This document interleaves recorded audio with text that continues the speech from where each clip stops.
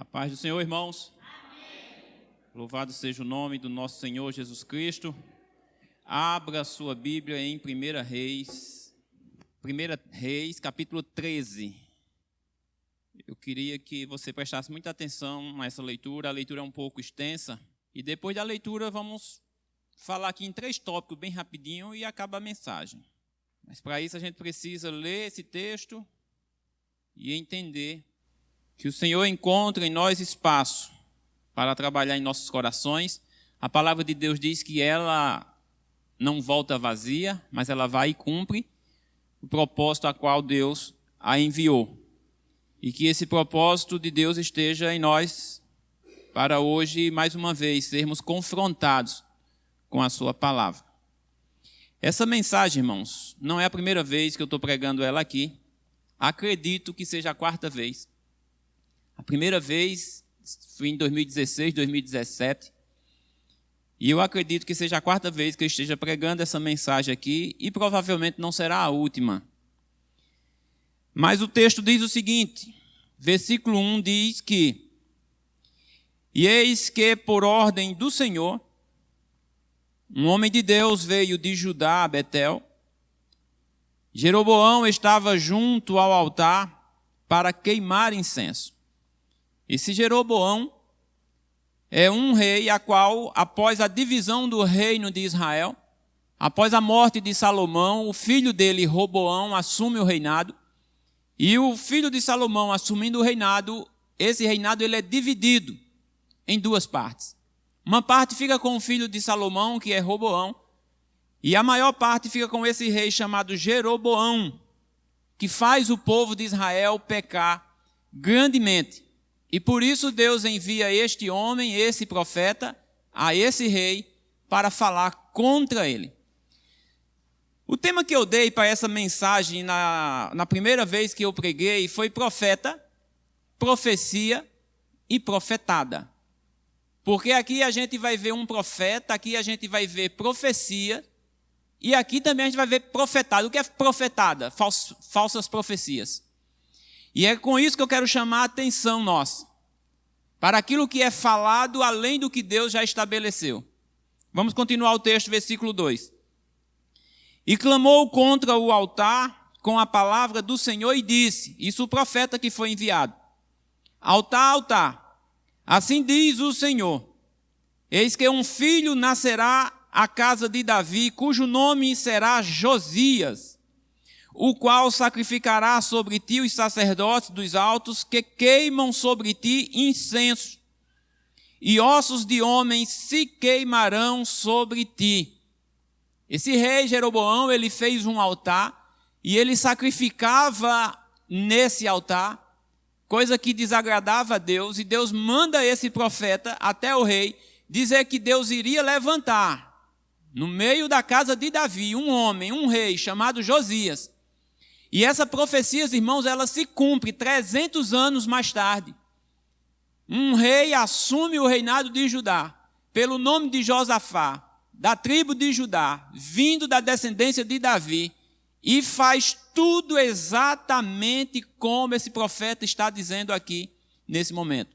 E tudo isso, repito, acontece 300 anos depois, e vai estar escrito lá em 2 Reis, no capítulo 23, que depois você pode observar o cumprimento dessa profecia. Continuando o texto, versículo 3 diz, e deu naquele mesmo dia um sinal, dizendo, este é o sinal de que o Senhor falou, eis que o altar se fenderá, se rachará, e a cinza que nele está se derramará. Sucedeu, pois, que ouvindo o rei a palavra do homem de Deus, que clamara contra o altar de Betel, Jeroboão estendeu a mão de sobre o altar, dizendo, prendei-o. Mas a mão que estendera contra ele se secou, e não a podia tornar a trazer a si. E o altar se rachou, e a cinza se derramou do altar, segundo o sinal que o homem de Deus apontara pela palavra do Senhor. Então o primeiro sinal se cumpre ali. Ele disse que a palavra que ele estava dizendo era verdadeira, E o sinal de que a palavra que ele estava dizendo era verdadeira, que aquele altar iria se rachar e a cinza ia derramar. E quando o rei levanta a mão e dá ordem para prender o profeta, a mão dele fica seca, não volta mais.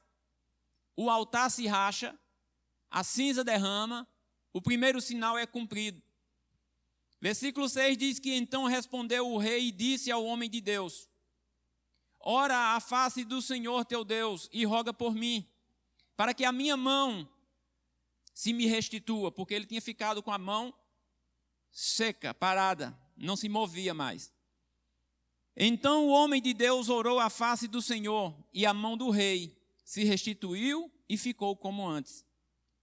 E o rei disse ao homem de Deus: vem comigo à minha casa e conforta-te, e dar-te-ei um presente. Porém o homem de Deus disse ao rei, e agora eu quero que você preste atenção, bem atenção nessa parte do texto.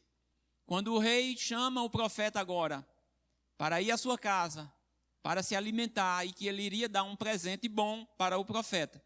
Versículo 8, porém o homem de Deus disse ao rei: ainda que me desses metade da tua casa, não iria contigo, nem comeria pão, nem beberia água neste lugar. Porque assim me ordenou o Senhor pela sua palavra, dizendo: não comerás pão, nem beberás água, e não voltarás pelo mesmo caminho por onde foste. E foi-se por outro caminho, e não voltou pelo caminho por onde viera a Betel. Então preste atenção nessa parte do texto, onde o rei chama esse profeta aí ao palácio, a comer com o rei, a beber com o rei, e ainda receber do rei um presente. E ele diz: eu não iria, mesmo que o Senhor me desse metade do reino, metade da sua casa. E eu vou lhe dizer por que eu não iria. Porque o mesmo Deus que mandou eu vir aqui dizer essas palavras, ele também me disse que eu não poderia comer pão aqui, que eu não poderia beber água aqui, e que eu não poderia voltar pelo mesmo lugar que eu vim, e assim eu vou fazer. Não comerei, não beberei, e estou indo embora, e estou indo por outro caminho. Continuando o texto, no versículo 11, diz que morava em Betel um profeta velho, e vieram seus filhos e contaram-lhe tudo o que o homem de Deus fizera aquele dia em Betel, e as palavras que dissera ao rei. E disse-lhes seu pai: por que caminho se foi? E viram seus filhos o caminho por onde fora o homem de Deus, que viera de Judá. Então disse a seus filhos: preparem um jumento. E prepararam o jumento e o montou. E foi-se após o homem de Deus, e o achou assentado debaixo de um carvalho, debaixo de uma sombra, de uma árvore. E disse-lhe: és tu o homem de Deus que veio de Judá? E ele disse: sou eu.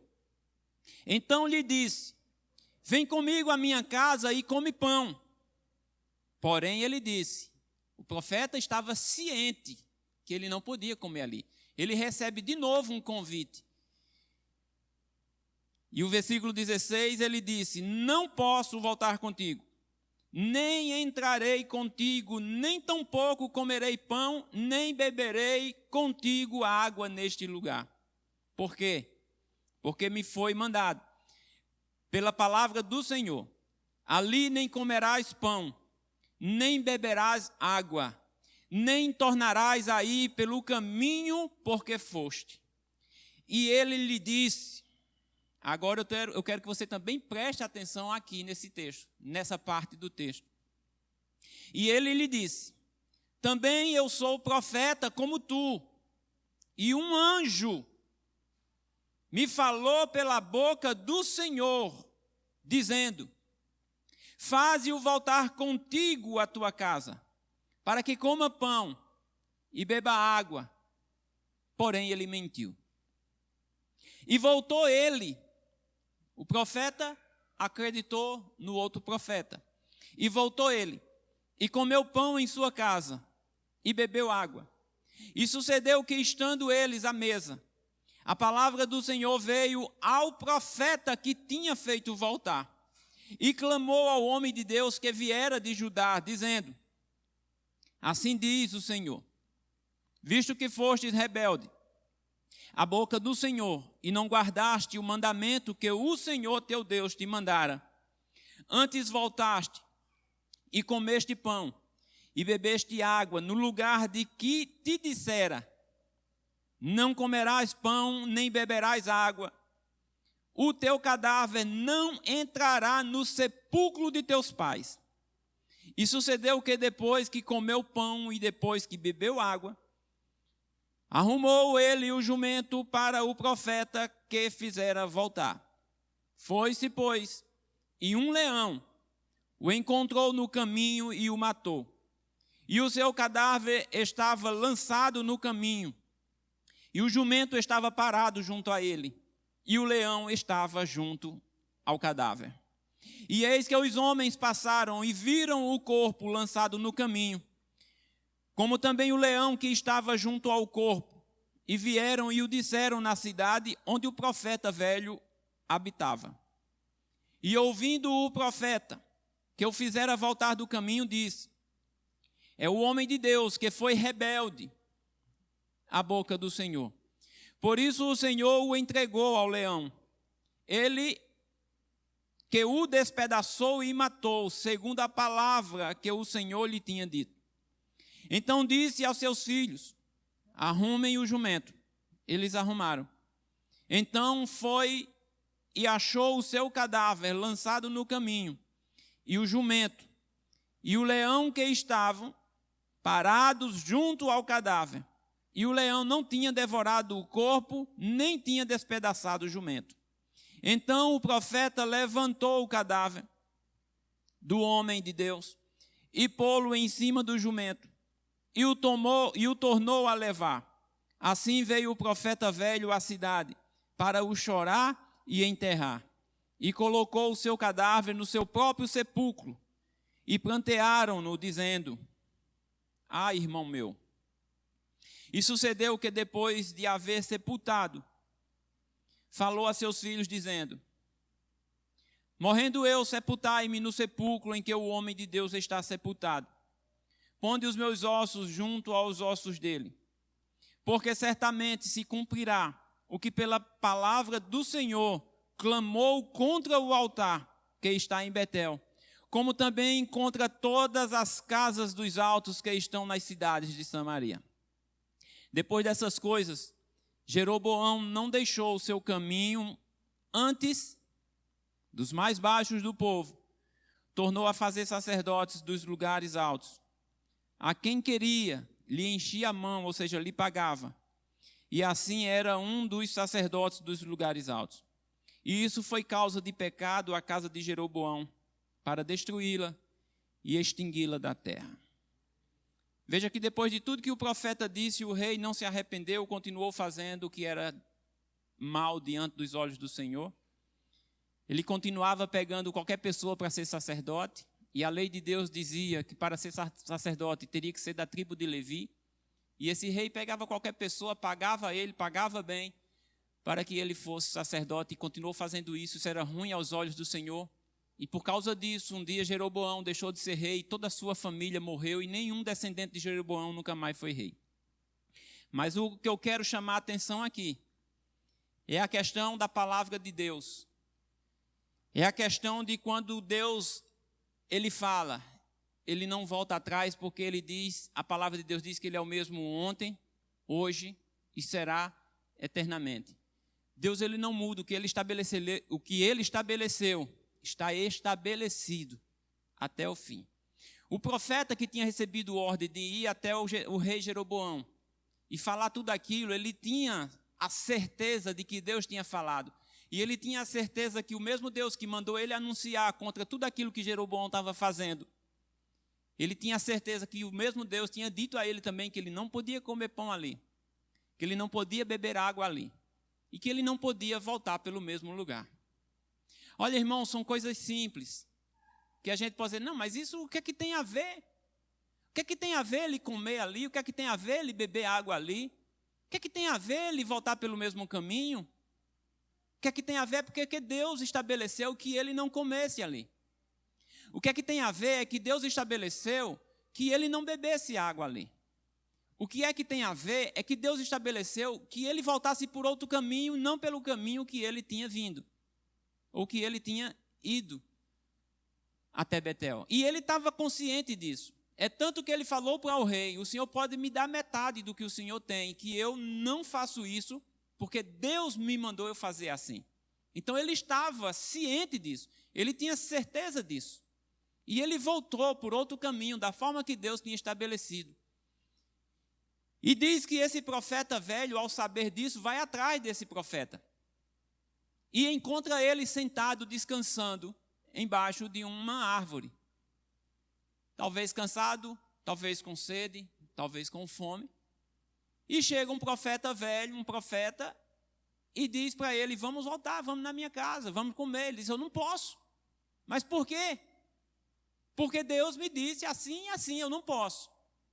Aí vem o profeta. Diz: fique tranquilo. Fique tranquilo porque eu também sou profeta. E fique tranquilo porque um anjo de Deus veio falar comigo e mandou eu vir falar com você, que você fosse para a minha casa e comesse pão e bebesse água e descansasse. Pegou o profeta com fome, pegou o profeta com sede. E agora vem um outro profeta, dizendo ser profeta, dizendo que um anjo falou para ele. Então ele disse: bom, já que é assim, Deus então está querendo que eu vá comer. Coisa simples. Coisas simples. E às vezes a gente pega dentro da palavra de Deus coisas simples que a gente não entende o porquê, mas está ali. E por a gente achar que é simples, a gente acha que não tem nada a ver. A gente acha que a gente pode distorcer o que já está estabelecido e que não vai haver consequência. Esse profeta que tinha convicção do que Deus tinha dito, de repente ele é confrontado com um outro profeta que também disse que Deus disse que podia voltar atrás. É como se chegasse hoje para mim e para você um profeta, dizendo para mim e para você: olha, um anjo de Deus me apareceu e ele disse que não é mais assim, como está escrito aqui. Ele me disse, o anjo de Deus me disse: eu também sou profeta, eu sou homem de Deus. Pode acreditar em mim. Pode fazer assim, porque assim Deus me falou. E a gente acha que por ser coisas simples, ou parecer coisas simples, a gente diz: bom, então já que é um homem de Deus, já que é um pastor famoso, já que é bispo de uma igreja tão grande, já que é pastor que arrebanha tantas ovelhas, multidões, já que é um pastor conhecido mundialmente, já que é alguém que é tão conhecido que arrebanha multidões aonde vai, que faz milagres aonde passa, se ele está dizendo, deve ser assim mesmo. Olha, irmãos, vou repetir de novo. Deus, ele não muda.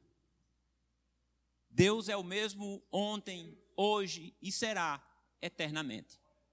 A palavra de Deus não muda, tudo passará, mas a minha palavra permanecerá, disse Jesus Cristo. Tudo vai passar, meu irmão, minha irmã, mas a palavra de Deus, aquilo que Deus estabeleceu, ela não pode ser mudada nem alterada, que é a mesma coisa. Apocalipse está dizendo que aquele que alterar, que aumentar, ou aquele que diminuir algo da palavra de Deus, essa pessoa receberá punições. E onde é que eu quero chegar com isso? Eu disse que tinha 3 coisas que eu queria falar. E somente 3. E a primeira coisa está estabelecido na palavra de Deus, que é a igreja do Senhor, que somos nós, o povo. Não deixem a congregação como é costume de alguns. Está escrito. Lá em Atos dos Apóstolos. Atos dos Apóstolos, no capítulo 2.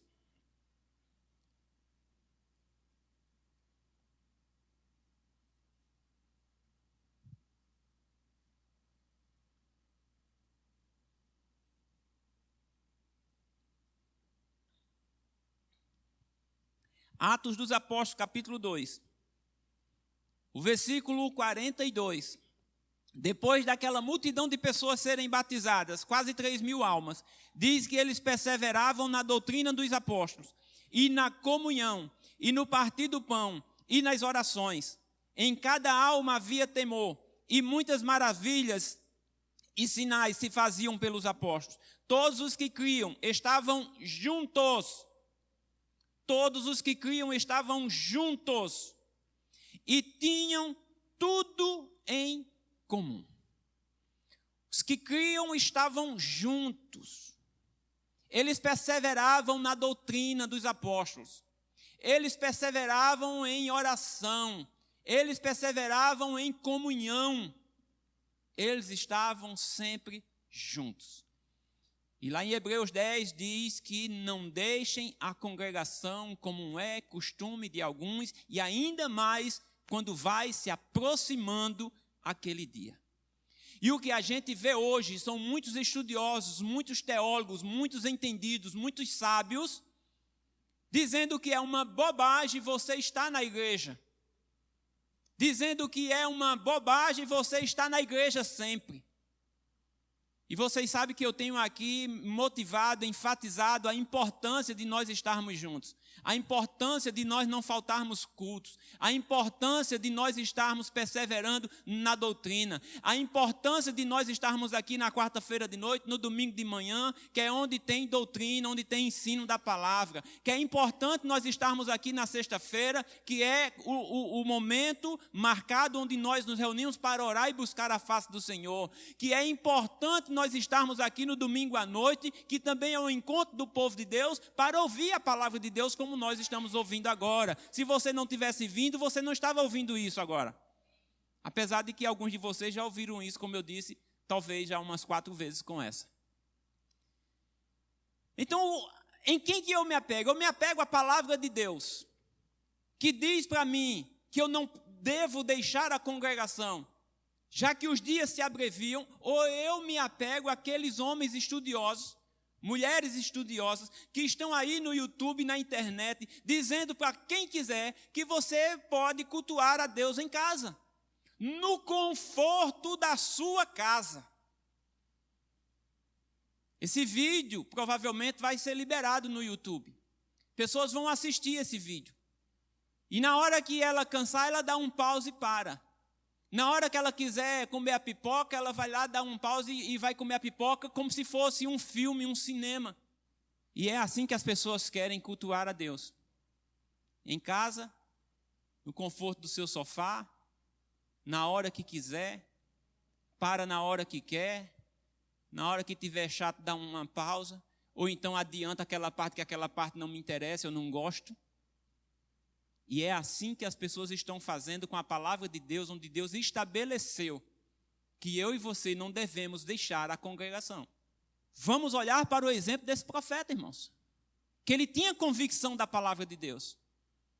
Mas talvez, como eu disse, ele estava cansado, com fome e com sede. E às vezes uma palavra dessa que vem de alguém que parece ser estudioso e enviado de Deus, dizendo, você pode ficar na sua casa. Aí a gente já não quer muito vir, aí a gente, opa, encontrei o que eu queria. Se Deus está dizendo por essa pessoa que eu posso cultuar a Deus em casa, é lógico que eu posso. É lógico, está certo. Eu acho isso certo. Eu acho que não tem nada a ver eu ir para a igreja. Eu acho que não tem nada a ver eu voltar e comer pão com esse homem, já que Deus falou para esse homem que eu posso voltar e comer pão com ele. Eu acho que não tem nada a ver. E na hora que o homem termina de comer, e na hora que ele termina de comer e beber, Deus usa o profeta velho, que mentiu para ele, para dizer assim, olha, agora diz o Senhor, você desobedeceu a Deus, você vai morrer. E você não será sepultado na sepultura dos teus pais, que era uma tradição, por desobediência. E Deus mata aquele profeta, homem de Deus, por desobedecer a palavra de Deus. Ah, mas que dureza, que Deus ruim, que Deus malvado.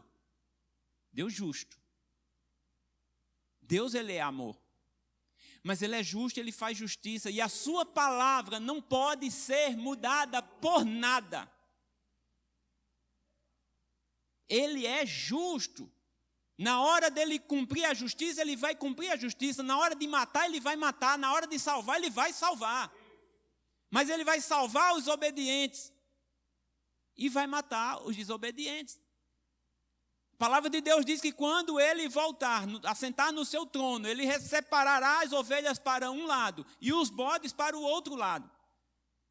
E as ovelhas para o descanso eterno, os bodes para a tormentação eterna. E isso porque uma parte obedeceu e a outra parte desobedeceu. Vai haver isso, irmãos. Não, mas não tem nada a ver. A palavra de Deus não muda.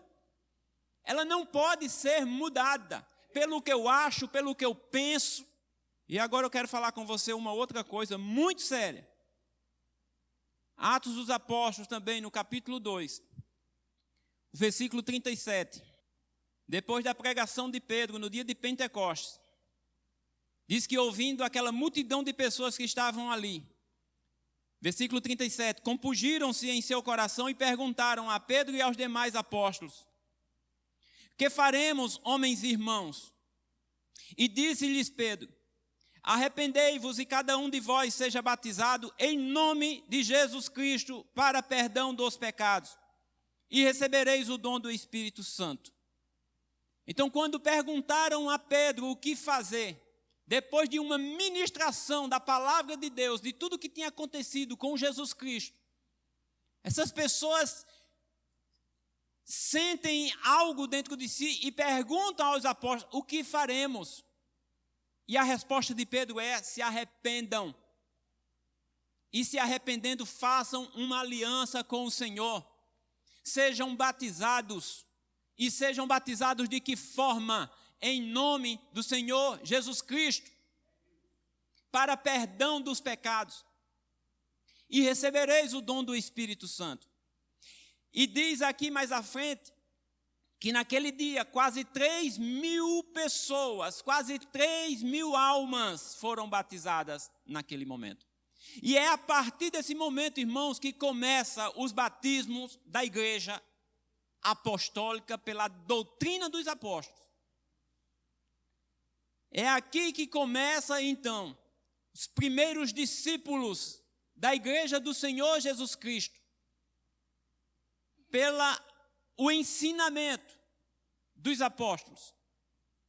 E essas pessoas foram batizadas em nome do Senhor Jesus Cristo. E se a gente for seguindo no livro de Atos dos Apóstolos, que não vai dar tempo a gente fazer isso agora, talvez quarta-feira a gente continue isso.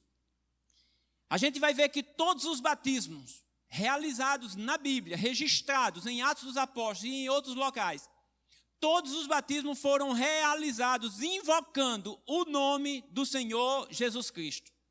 Todos. A gente sabe que lá em Mateus, no capítulo 28, no versículo 19, está dito por Jesus Cristo aos apóstolos, para eles irem por todo o mundo, pregai o evangelho, ensinar e batizar em nome do Pai, do Filho e do Espírito Santo. O que Jesus manda eles fazerem ali, eles fazem aqui em Atos dos Apóstolos. Porque quando Jesus dá essa ordem para ele diz: não saiam de Jerusalém, fiquem em Jerusalém, até que do alto vocês sejam revestidos do poder, sejam cheios do Espírito Santo, e aí vocês vão pregar, vocês vão anunciar em Judá, em Samaria, em todas as partes do mundo. E quando eles começam a pregar e as pessoas se arrependem, e as pessoas querem ser batizadas, elas são batizadas nesse nome. No nome do Pai, no nome do Filho, no nome do Espírito Santo. Que nome é esse? Eles invocam aqui em Atos dos Apóstolos. O nome do Senhor Jesus Cristo. Esse é o nome que está acima de todo o nome. É por isso que é esse nome que tem que ser invocado no momento do batismo. Isso está registrado em Atos no capítulo 8, isso está registrado em Atos no capítulo 10, isso está registrado em Atos no capítulo 19, isso está registrado em Atos no capítulo 21. Todos os batismos realizados são realizados em nome do Senhor Jesus. Mas a gente sabe, irmãos, que isso foi mudado. Hoje quem batiza em nome do Senhor Jesus é tido como herege. Hoje a igreja que batiza invocando o nome do Senhor é tido como herege. Mas os apóstolos batizavam em nome do Senhor Jesus Cristo. E isso está registrado na Bíblia. Olha só que coisa, eu vou repetir de novo. Hoje, as igrejas que batizam em nome de Jesus são tidas como herege. Mas era dessa forma que os apóstolos batizavam. Está registrado. Eles batizavam invocando o nome do Senhor. Ah, mas isso não importa. Tanto faz comer ou não comer. Porque agora um profeta velho está dizendo que um anjo falou com ele e está me dizendo que eu posso comer. Então agora eu posso. Deus tinha dito lá atrás que não podia, mas agora Deus está dizendo que pode. Deus tinha estabelecido e estabeleceu que é para batizar invocando o nome. Mas tanto faz invocar o nome como repetir os títulos. Pai, Filho e Espírito Santo. Tanto faz, não tem problema.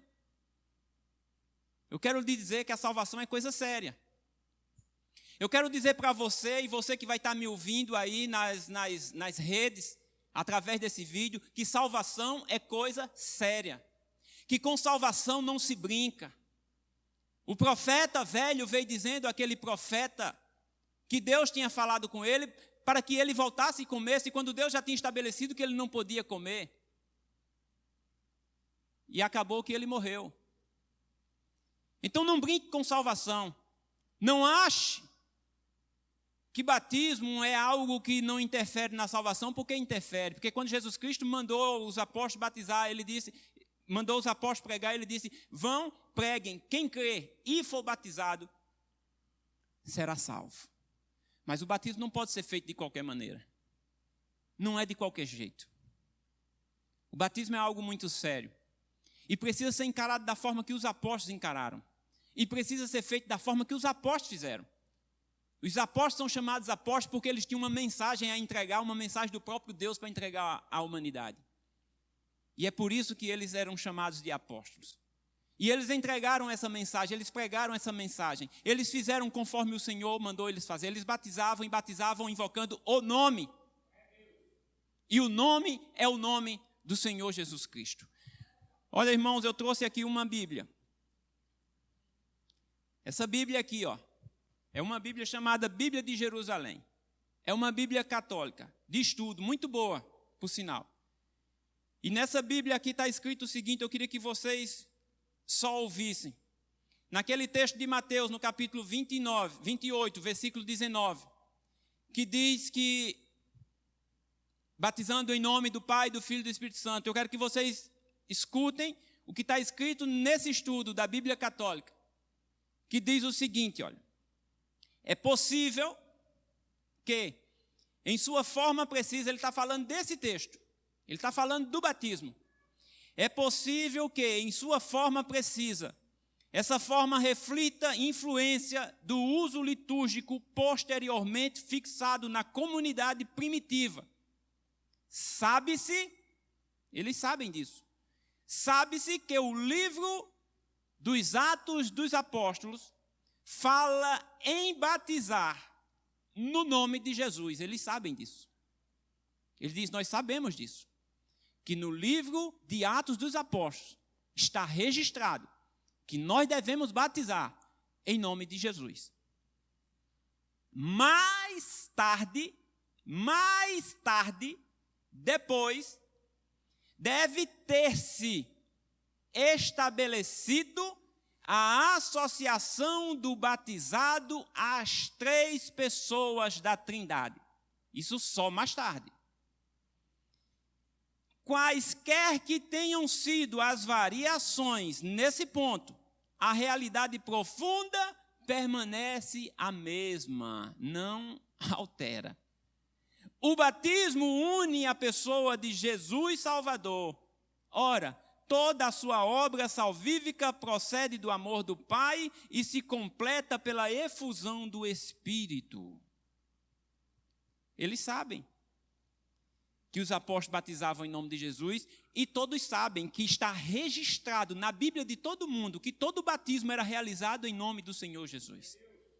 Mas que mais tarde, eles adequaram essa forma à doutrina da Trindade, que não é bíblica. E eles adequaram essa forma, agora não mais invocando o nome do Senhor, mas invocando os títulos Pai, Filho e Espírito Santo para se adequar à doutrina da Trindade. Isso só mais tarde, isso não partiu dos apóstolos. Esse mais tarde que eles dizem aqui, isso foi 300 anos depois dos apóstolos. 300 anos depois é que começam a transformar, a modificar a fórmula batismal. Mas não por todos, por uma parte. E é tanto que até hoje, nós batizamos conforme os apóstolos batizavam, em nome do Senhor Jesus Cristo. Esse é o batismo correto. Essa é a forma de alguém entregar sua vida a Ele, o seu Senhor. E se Ele é o seu Senhor e Ele tem um nome, e esse nome é o nome que está acima de todo nome, esse nome precisa ser invocado na tua vida quando você entrega a tua vida a Ele. Era assim que os apóstolos faziam. Não, mas é porque eu vi que um profeta, um pastor, um monte de igreja, ou a maioria das igrejas, elas batizam desse outro jeito, e eu acho que não tem problema. O profeta lá do texto que nós lemos também achava que não tinha problema, porque um outro profeta tinha dito que Deus tinha dito que não precisava mais ele fazer, como Deus tinha falado anteriormente. E ele morreu. Então preste atenção, meus irmãos. Em nome de Jesus. Eu repito que a salvação é coisa muito séria, seríssima, e não é brincadeira. Não brinquem com a salvação. Não ache que é coisinha pouca. No Antigo Testamento teve um homem que morreu cortado ao meio só porque tocou na arca do Senhor e não podia tocar. Ah, mas o que é isso? Ele só foi segurar na arca para a arca não cair, mas ele não podia tocar. E ele morreu. Ah, mas isso é no Antigo Testamento, que no Antigo Testamento Deus era assim mesmo. No Novo Testamento é a graça, é o amor de Deus. Aí eu quero dizer para você que Ananias e Safira morreu só porque mentiu. No Novo Testamento. Com Deus não se brinca. Deus é amor, Ele é justo. E Ele julga. E o julgamento de Deus é severo. O apóstolo Paulo diz lá em Romanos para a gente não desconsiderar, ou para a gente considerar o amor de Deus, mas também que a gente considere a severidade de Deus. Deus é amor, sim, mas Ele é severo. O outro terceiro ponto, infelizmente, não vai dar para a gente falar. Quarta-feira a gente retoma nesse assunto, lá de Gálatas, no capítulo 1, onde o apóstolo Paulo fala que se um anjo descer do céu e falar um outro evangelho, diferente do que já foi anunciado, seja isso maldito. E o anjo que falou para aquele profeta velho não era de Deus. É tanto que era mentira. Ele mentiu. Prestem atenção nas mentiras, prestem atenção nas transformações, nas modificações. Tudo aquilo que estiver fora do que já está estabelecido na palavra de Deus, tenha isso como maldito. Deus abençoe e lhe dê entendimento. E que Deus possa abrir seu coração, não só para esses tópicos que nós falamos aqui, mas para qualquer tópico que Deus já estabeleceu, e alguém vier com a sua sabedoria, ou um anjo, sei lá, vier dizer para você que é diferente do que está aqui, meus irmãos. Não acreditem, fique com a palavra, em nome de Jesus. Deus abençoe.